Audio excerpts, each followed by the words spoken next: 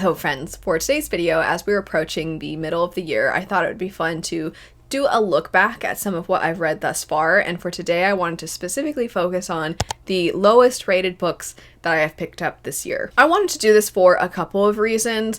I do always find it interesting to read a book not looking at what anybody else thinks, convey my thoughts to all of you, and sometimes it ends there, but every now and then I'll go ahead and look after I've talked about the books to see what do other people think about this. And I honestly sometimes am blown away, and the difference between what I thought people's impressions of a book would be versus what they actually are can really take me aback. And other times it can be cathartic and you can feel kind of validated because you're like, oh yeah, okay, so I'm not alone. But also, I find that sometimes we put too much stock in average ratings. That's part of why I do avoid looking at them ahead of time, is because I think it's really difficult for us if we see a 3.5 average rating in comparison to a 4.12. Sometimes we're likely to be like, oh, well, this one it seems is more liked, or this one is better, or this one is something that, generally speaking, people seem to think is a more polished story. I'll go with this one, instead of actually basing our decision off of what sounds the most interesting, what seems like it would fit our tastes more. And there is, of course, legitimacy to the very idea of there being a rating system, and I understand that people only have so much time, so I get that they want to filter out things they don't think are going to work for them, but I do still question sometimes if we collectively maybe put too much weight into average ratings. So I wanted today to also be an opportunity for me to tell you about these books so that even if they didn't work for the average user and maybe didn't even work for me, at least you have the opportunity to hear about them. I'm going to start with the 5th place spot, and by 5th place I mean the highest rated of these 5. And then as we go up to the top, and I'm sure this is relatively self-explanatory, but the number 1 spot is going to be the absolute lowest rated book that I picked up within the first half of the year. Starting in the number 5 spot, we have the book Jackaby. This is actually a book I haven't talked about too much. I mentioned it in an if you like this, try that video over on my side channel, but I've not talked about it much here yet because this is part of my steampunk video that I'm doing, and I have so many books that I wanted to read for that video, and I've tried to avoid talking about them too much until I do that video. So this is one of the first opportunities, if not the first time, I've had the chance to talk about this here on this channel. And I will say the average rating was not necessarily exceptionally low. It was 3.83. In my opinion, that's not a bad average rating. I think sometimes our views of what is a good versus what is a bad average rating come down to the genre or even subgenre that these books are within, and what it is based off of what the average rating tends to be for that, as opposed to a general average rating. But I don't think 3.83 is anything that I would look at and be like, whoa, why do people hate this? I'd be like, oh, okay, so maybe it's not necessarily like the greatest thing ever for a lot of people, but it seems like it's not necessarily hated either. But regardless, I enjoyed this. I thought it was fun. I think 3.83 makes sense because this was fun and this was a hint campy and quirky, but it was just a good version of what it was, which is a young woman who is kind of starting her life fresh, and she's trying to get up on her own 2 feet in life, and she ends up joining with this very, very eccentric detective. There is somewhat of a Dresden Files feel, you could argue, except for it is more of a steampunk gas lamp setting. And there is a lot of exploration into the paranormal. So where most of the rest of the world, when they investigate, they're like, this is just a murder at the hands of a person. This individual, Jackaby, this very eccentric detective, when he enters the picture, he's like, no, I see signs of this potentially being fill in the blank. And then he goes out of his way to explore if that is the case. And if it is, he tries to work alongside law enforcement. Some of them don't really see him as legitimate, and other people are like, no, this guy knows what he's talking about. But the things that he's exploring are sprites and fae and all sorts of other kinds of creatures, werewolves. There's just so many other kinds of creatures that exist. Pretty much anything you can think of is a possibility for being involved in these crimes. And our main character didn't even know that these things existed, so it's only through her apprenticeship with Jackabe that she's being introduced to this world. She does take it a little bit in stride, but it is a YA story, and it's meant to just be something, I think anyway, that is just fun and adventurous, and you just don't know what's going to happen next, and there's these pieces of this investigation, and I absolutely see why there are multiple installments in this series, because I could see the various different crimes that they're investigating being interesting each time, and with the idea of there being so many likely possibilities of what or who the culprit could be. I think each time there's the opportunity for something fresh and original. I can't speak on that with certainty as I've only read the first one, but I do plan to continue on. And as far as if I can kind of see that 3.83 rating, I can understand it. I liked it. I thought it was fun, but it didn't necessarily blow me away. Coming in the 4th place spot, we have the Dollmakers. This just barely happened to be in 4th versus 5th place. As a reminder, the other Jackaby was at 3.83 and this one is at 3.82. I enjoyed the Dollmakers when I picked it up, and I definitely think that the world building is really fascinating. I liked the progression of the story and the pacing. The area that I think could absolutely prove grating for a lot of people is the main character. She is borderline unbearable for most of the book. She finally has some growth toward the end, but I felt like it was like pulling teeth with her, because she was just so frustrating and so arrogant, and she would never listen to anybody else, even though she was literally an apprentice to other people, and they're trying to share their wisdom with her and they're trying to teach her, and she just had it in her head that she already knew everything she needed to know. And there is some conversation within the story about, did the mentor character maybe pity her too much? Were they too easy on her? And as I was reading, I was like, I don't think so. I think this girl just has a bad attitude, and she's just one of those types, you can't tell her anything. But I do feel like that left room for growth. However, I maybe would have wanted the growth to happen just a little sooner. However, I was satisfied at the end with the growth that did happen, and I am looking forward to future installments. I do understand, though, if other people are just like, I can't do it. I can't do it with her. She's just too unlikable. After that, we have An Accident of Stars. This was actually recommended to me by one of my friends, and it just didn't really work for me. I talked about how Jackaby, I felt like, was a good version of what it was trying to be. It's just what it was trying to be is maybe not, in my opinion, for myself, in my tastes. It's typically not the thing that results in being an all-time favorite. It's not really going to gut me. It's not going to take me through the highs and the lows and have the most epic of moments, but it is going to be fun.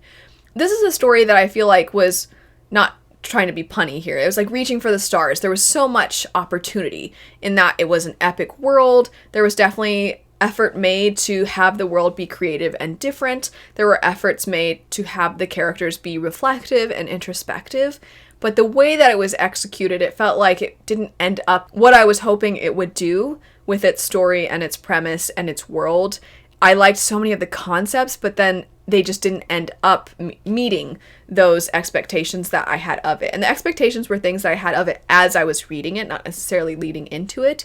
As I was reading it, I was getting excited and hyped up for the things that it was laying out for us.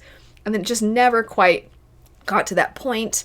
And I imagine that this is something that other people feel, as the average rating is 3.7. This is when we're starting to get into territory where, once again, I don't think 3.7 is the worst average rating out there. Obviously, it's not the worst, but I'm just saying I wouldn't necessarily think anybody should feel bad if something is at a 3.7.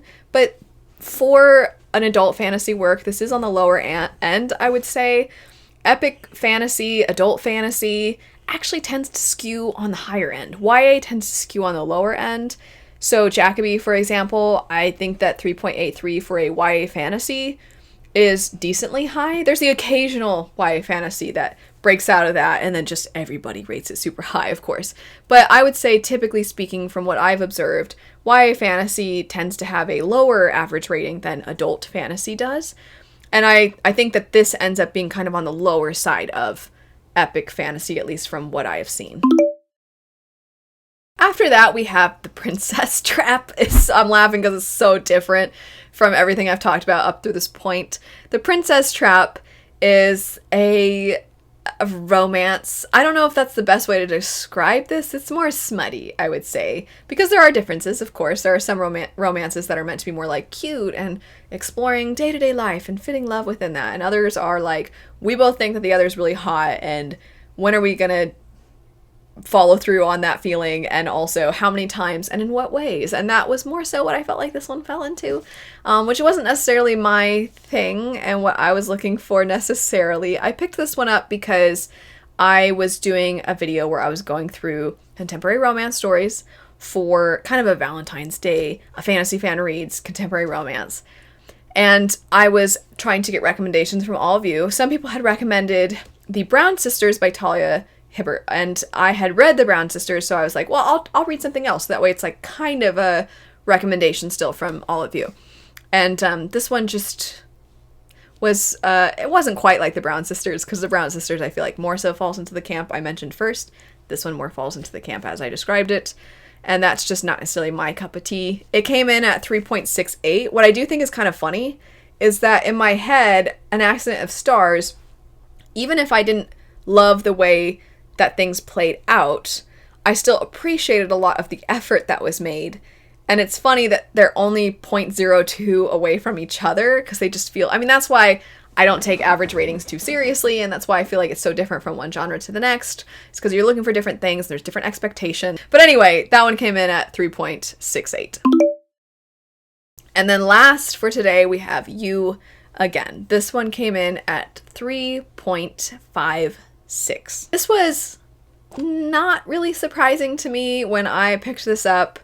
I pretty quickly disliked both the main characters. This is a dual perspective story, and it is contemporary romance. It's another one I read for that particular video, and I'm so sorry for the person who recommended this. I really appreciate when I get recommendations. Sometimes they work, sometimes they don't, and that's the fun of having people to talk to books with about, is our different opinions. But I still feel bad that I didn't end up liking the book that was recommended to me, one of them anyway. And I didn't like the main characters to start, but the way that the story is set up is that these two characters, throughout various events in their lives, they keep running into each other. So it made sense to me that initially they were maybe not the most likable, because the idea is that like they're gonna grow as they go through life. And I just didn't feel like they did. And so I kind of just didn't like them the whole time. And it didn't quite work out. I mean, I go far more in depth in I think the video is about an hour long or longer, where I go through all these different contemporary romance books I read. So if you're interested in hearing more in-depth thoughts about this, I'll have linked. But yeah, I just found consistently both characters, like he's supposed to be the grump and she's the sunshine. And I'm like, she's kind of, I mean, I feel bad saying she's flaky, because part of the very nature of her character is that she has had some bad experiences in life, and it has made her kind of closed off, which is a very real thing that people go through, and that it's made her afraid of, getting hurt again. So why bother going for the thing? Why bother taking chances? It'd be better to just protect yourself from ever really feeling that pain in the first place. And this doesn't just apply to relationships for her, it applies to her work as well. So she's just not really putting herself out there in the ways that would lead her to go toward her dreams. And that's very understandable, and I appreciate the idea of that. But I'm like, but she's so annoying. And he, as the grump character, I'm like, is he grumpy or is he just rude? There are some characters that are like kind of grumpy, and it's amusing that they're always a little bit grumpy, or it's amusing that they always just seem to want to be left alone. And I can relate to those characters, but I don't really relate to the like pretentious, snobby characters, which is kind of what he was. So I was just like, wow, these two, they deserve each other, because they're both so unlikable. I felt that way while I was reading it, and I was like, maybe other people like them, I don't know. But 3.56, I was like, all right, well, I guess I'm aligned with the general average rating for this one, because I felt kind of similar. Overall, I would say I'm not necessarily altogether that surprised by these average ratings. If I had to pick one, actually, if I had to contrast these to each other, I think the difference between the Dollmakers and An Accident of Stars, maybe that jump between 3.82 versus 3.7 is borderline surprising to me, but also not really. I wasn't particularly surprised by these. In the future, I imagine there will be books that I'm shocked by at the average rating and how people feel versus how I felt about things. But there was nothing too outside the norm for me, and this was one of those instances where I would say I, for the most part, felt similarly to, it would seem, the average reader of these stories. I'm very curious if you've read any of these books. Were you surprised by these average ratings?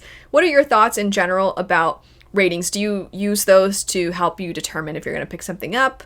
Or do you find that you just think that they're a little bit too distracting and they get in your head too often? Anyway, I would love to know your thoughts on all this stuff. Thanks so much for watching, though. I hope you have a great rest of your day, and I'll see you later. Bye.